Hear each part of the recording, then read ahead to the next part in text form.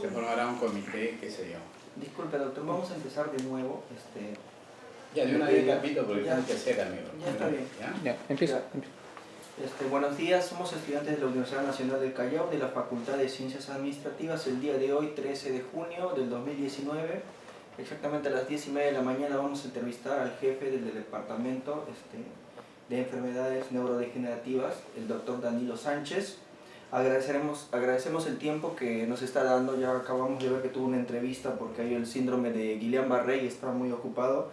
Y bueno, iniciamos esta entrevista, doctor. ¿Qué entiende usted por lateralidad hemisférica? La lateralidad hemisférica viene a ser la ubicación de determinadas funciones cerebrales que se ubican o bien en el hemisferio izquierdo o bien en el hemisferio derecho. Perfecto. ¿Cómo podríamos relacionar la lateralidad hemisférica con la psicología? La psicología tiene que ver con funciones mentales superiores como la memoria, el lenguaje, orientación. Estas funciones también tienen una ubicación, muchas de ellas lateralizadas más a un lado. Por ejemplo, las funciones de visoespaciales, de orientación espacial, tienden a ubicarse más en el hemisferio derecho.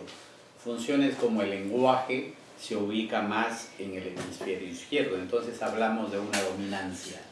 Dominancia para el lenguaje en el hemisferio izquierdo y dominancia derecha para las funciones visoespaciales.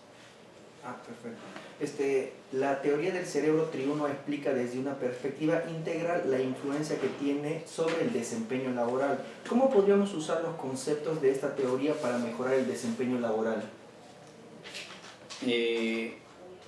Históricamente se ha tratado de explicar cómo funciona el cerebro, ¿no? Esa división triuna de funciones instintivas, de funciones más afectivas, emocionales y de funciones cognitivas, digamos, ha quedado como parte de la historia.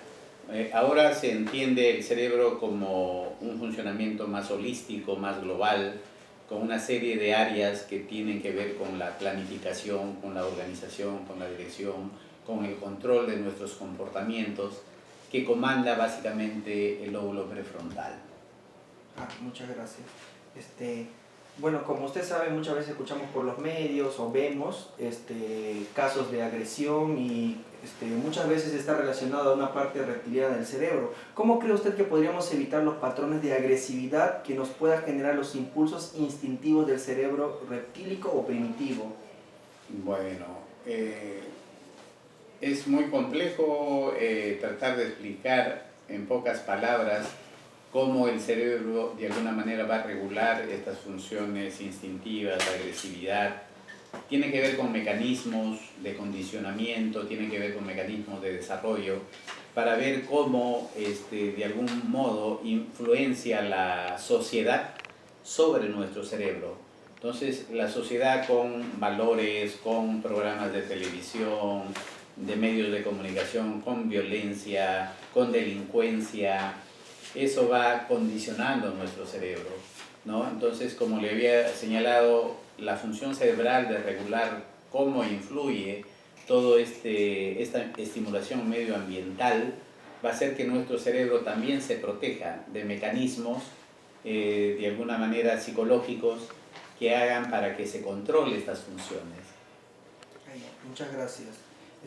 ¿Cómo cree usted que podríamos usar la teoría del cerebro total para mejorar nuestra creatividad? Bien, el cerebro tiene un área muy especial que nos diferencia de los demás animales y es justamente el lóbulo frontal. En el lóbulo frontal tenemos el área motora que tiene que ver con la destreza manual, está el área de expresión del lenguaje, el área de Broca, y tiene un área prefrontal que tiene que ver fundamentalmente con la programación del movimiento y tiene que ver con las funciones de direccionamiento de nuestro comportamiento. Entonces, esas áreas prefrontales son las que van a dirigir nuestros actos, son las que van a dirigir la motivación, el interés que tiene el ser humano por seguir progresando, y son áreas fundamentalmente que están ubicados a nivel más anterior del lóbulo frontal. Muchas gracias. Y bueno, la última pregunta, ¿qué recomienda usted a los estudiantes que nos están viendo para mejorar los aspectos académicos y laborales mediante los conceptos de la lateralidad hemisférica?